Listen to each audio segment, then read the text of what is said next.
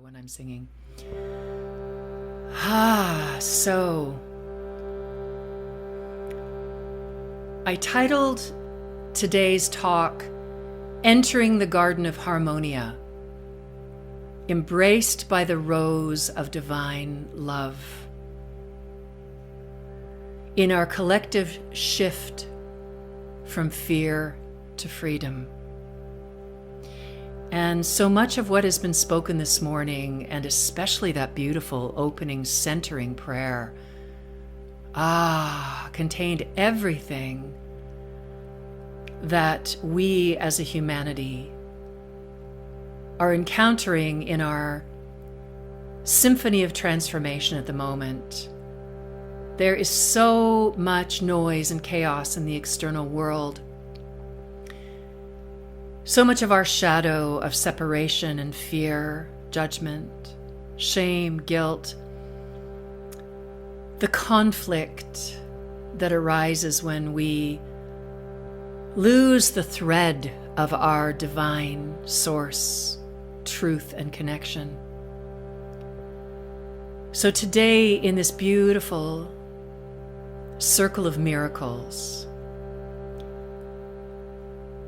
we enter the garden of Harmonia, this space of grace, a sanctuary where the rose of love is emerging within each one of us as a song of infinite delight, ineffable beauty, glorious grace and abundance, harmony, synchronicity, the sublime scent of the divine showering down upon you now.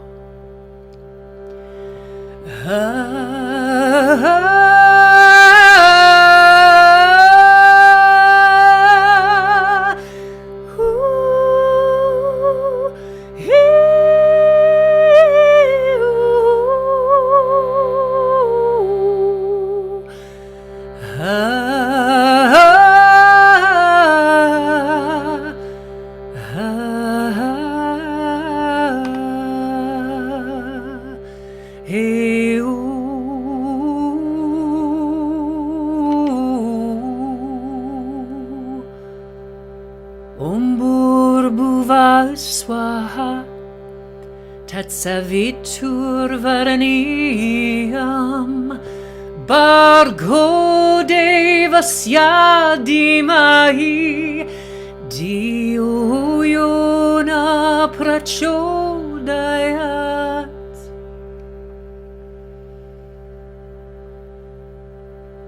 That is the Gayatri mantra, the mantra of the radiance of the sun, of the light within each one of us.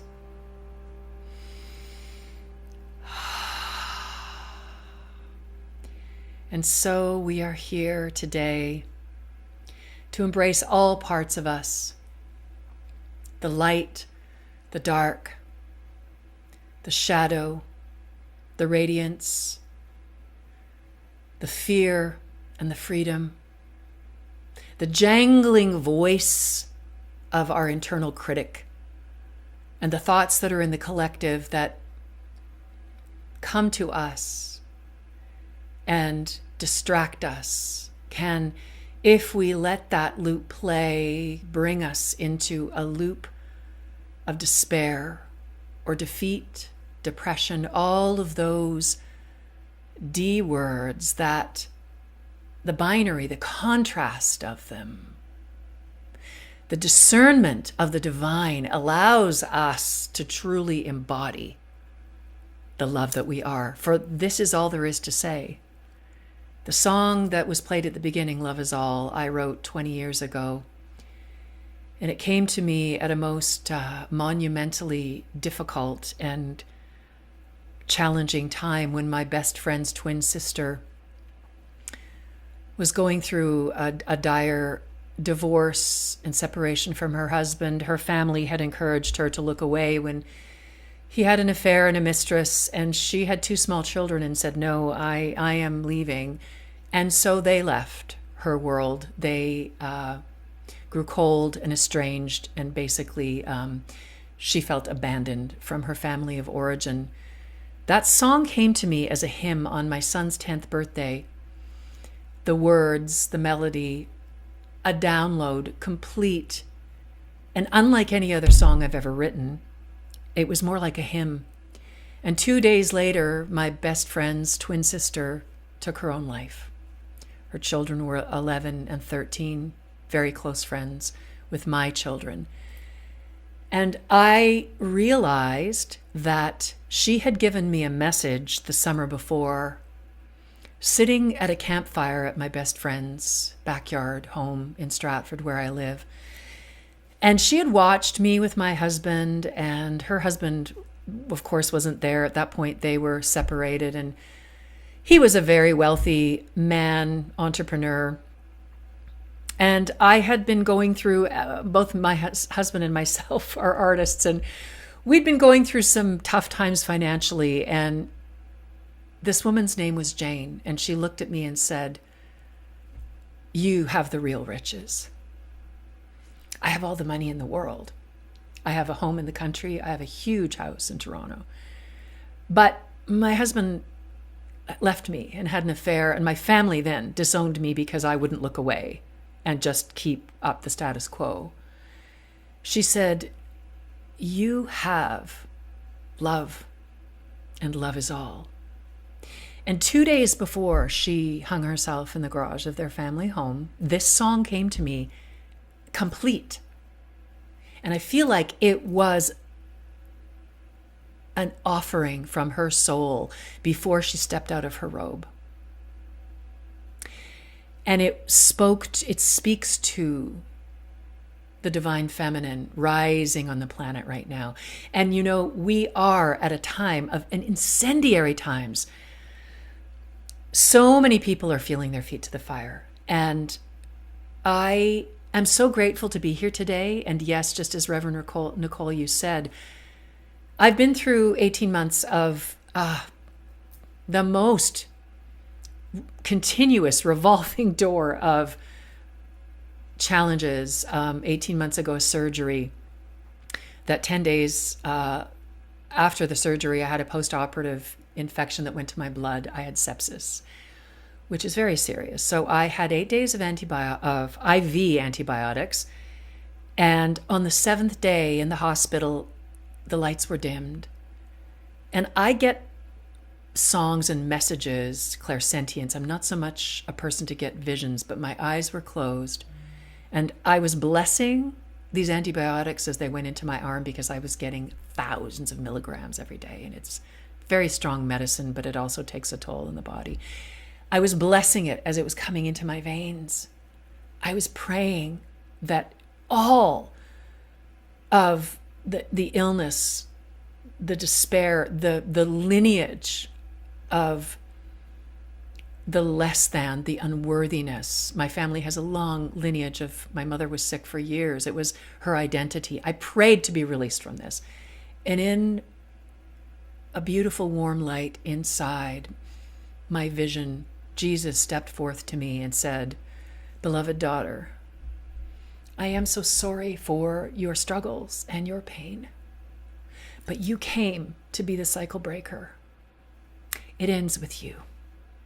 And how did you think you were going to heal this trauma, this pattern in your blood lineage, this betrayal, this shame, this unworthiness, this abandonment?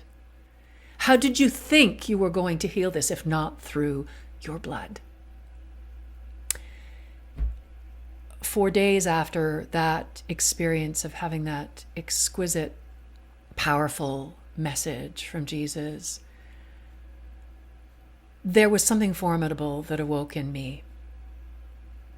And I know that for any of you going through trials, sometimes they don't stop there. I ended up having an injury a month later, just as I was starting to get better. I'd been bedridden for 4 months, and I injured my hip flexor, and then I couldn't walk for 2 months. And then my beloved mother, who'd been in and out of hospital for 3 months, chose to do MAID, which is the Canadian medical assistance in dying.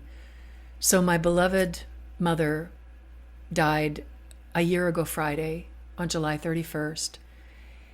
And thus began the opening and cracking open of my heart to grief. And to add to this, other complications in my family, suffice it to say that my siblings, I have 3. I have one that still speaks to me, but my older 2 siblings don't anymore due to a decision I made 5 years ago during COVID that they judged as not worthy or in their box. And they convinced my daughter and my son that I am in a category that should be exiled. So I'm estranged from my daughter and my son, and have been for years. And this last year I had a little bit of contact with my daughter, tiny bit with my son, but this year they've completely cut the cord with me. So I have been walking a tightrope. It's interesting. From January to May, I was so dizzy I could hardly walk, and it was just my nervous system saying I've had enough. And I prayed in March. I said, I'm here. Pretty much I've been in isolation. And I said, I need community. And I prayed you all in because, thank you, beloved Edie Weinstein. 10, 11 years ago, I came to Doylestown with Edie and attended Circle of Miracles with her. And I remember the room. I remember the feeling. I remember all of you. And I wasn't thinking of you specifically when I prayed in March, but a month later, Ken Kaplan got in touch with me and said, would you come? And I said, yes, I would be delighted. And I will tell you that in addition to a lot of these maladies I've been having lately, I've been having some pretty major digestive distress. And at 3 a.m. last night, I had a pain in my gallbladder liver area that was 15 out of 10. And I told my husband, I was bathed in sweat. I have to go to the ER. I'm going to have to cancel tomorrow. And your prayer at the beginning was what I needed. And please, somebody send me a copy of that. I invoked all the angels, the Christed family. This rose as this thorn went under my rib cage. And I realized that coming here today into this space of the miraculous, I have been so hurt by what's happened with my family. And I've carried so much resentment and anger. And I'm not a person that rages. But last night at 3 a.m., the pain that went through me was biblical, and I've had a lot in the past 18 months. And I allowed it to run through me like a freight train, but I did not get on that train. I called in so much love, and I said, it's time to let that go. I let it go. I forgive. So in light of that, I woke up this morning feeling pretty and at 10 to 9, I said, nope. Had a shower, did my warm up, and I feel pretty darn good right now because I know that God and the divine are the truth of who we are, and we can be animated beyond any illusion of sickness or separation. So on that note, I want to share a poem from my book, Wild Echo, that I released in 2023. And it is the essence of everything I'm saying to you right now. Come. Come closer, says this love. I feel your pain. Rest here a while and give me your shame. Take off your garments of guilt and regret, your shoes soaked with fear that burn with each step. You have wandered through life with these masks and defenses, blind and burdened, weary and senseless. While under your skin in this skeleton cage, your heart bird beats wildly. A symphony plays. Music that drenches your cells with perfume.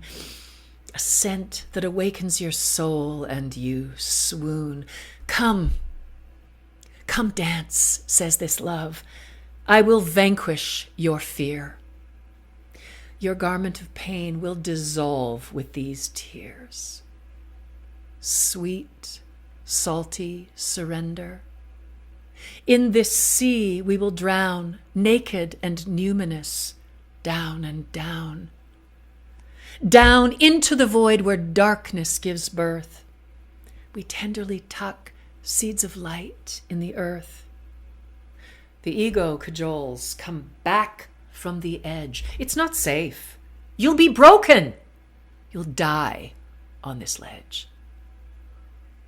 The soul loves the edge, begs we summon our wings. Love says, come. Come closer. Come. Together we'll sing. We've got to crack open to be light enough to fly. Light as a feather. Brave enough to die. And as we die, we are birthed anew, reeking with joy, a bliss perfume. Come closer, says this love. You smell so sweet, like roses and fresh bread and babies' feet. I've got you, says this love. Stop trying so hard. I'm waiting right here at the door of your heart. In love's embrace, all fear melts away. Stillness arises. We know why we came. To deliver our song, each note a love letter. Come. Come closer. Come closer, says this love. It only gets better.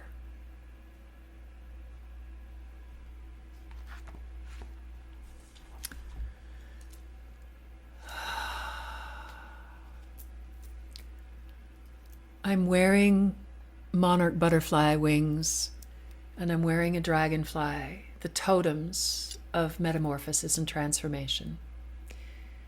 And my friends, we are in the thick of it. I raise monarch butterflies in my back porch in my backyard. I have a big milkweed patch. I've got about 60 chrysalises right now, eggs and caterpillars, and yeah, I'm in there. I'm their mama. You know, I used to do it when my kids were little.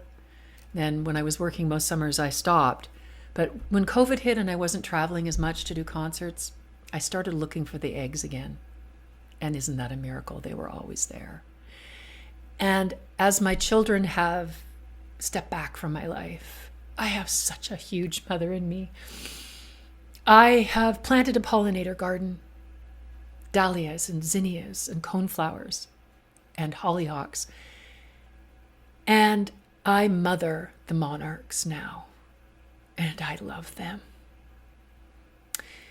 And right now, the tears are so close because this is such a tender time on planet Earth. It's so intense, and it can be so hard. And I don't even want to say and yet, at the same time, we are here. We are transforming. And the truth is, everyone who has appeared as a character in our play, they are all playing their part. And I, in my highest moments, when I'm not missing my children terribly, I marvel. I'm in awe at the part they're playing to put my feet to the fire. For a woman who has written a song called Love Is All, how do you become that? They are showing me to detach and to trust. They are showing me that the greatest love of the mother is to step back and give them their freedom, just like the monarchs go through their cycles. And when they eclose, their wings dry, and on that day, I put them on a zinnia in my garden of Harmonia, and they take flight. And I wanted to bring it in to the circle today because we are living the miracle. And my mentor, my beloved mentor, John McIntosh, said, we are peace. Our true nature is bliss. Everything else that is not that is simply a distraction, a detour. And I, in 2015, was doing singing at a festival in the UK. And I was having Zoom calls with a man named Leon Stuparich, who made a documentary film about the Dalai Lama called The Road to Peace many years ago. And as we were having Zoom chats, I was coming to the UK. It was, maybe April, and I was coming in June. And he says, well, the Dalai Lama's coming to Glastonbury, and I am going to do a walk for peace from London to Glastonbury, which took a week. And he went in the days of yore like a pilgrim with a bedroll and a begging bowl, no money, trusting in the goodness of others, which he did with 4 other young friends. And I didn't sign on for the whole week pilgrimage, but I did the one day from Wells Cathedral to Glastonbury, and we walked the whole day from 7 a.m. till we arrived at Glastonbury at 4, and we're talking with no map or GPS, just as the crow flies. So over fences, through fields with cows. And a month before this event, as sometimes happens, the inspiration dropped in for this song. One day I started hearing the lyrics. So I sang this June 27th, 2015, at the top of the Tor in Glastonbury. And my friends, we are now here together to embody this love and to walk this road to peace.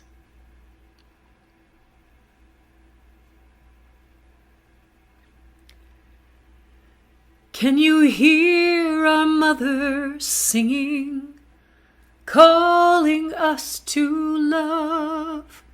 Can you see the white flag waving? The time for peace is come. As you breathe in, cherish yourself and all that is. As you breathe out, cherish all beings that exist. Will you walk with me, my brother, though the road be long and steep? Come and take my hand, my sister. We will walk the road to peace. In the footsteps of our fathers, we will find our courage there, with the flame of love to guide us. Every step will be a prayer, and we will walk for our children.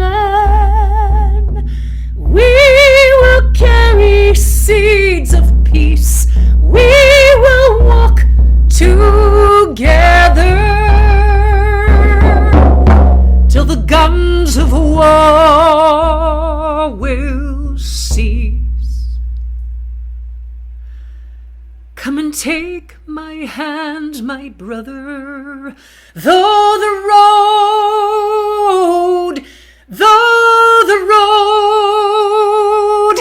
be long and steep. Come and take my hand, my sister. We will walk the road to peace. And in the footsteps of our fathers, we will find our courage there, with the flame of love to guide us. Every step will be a prayer. Can you hear our mother singing, calling us to love. Can you see the white flag waving? The time for peace is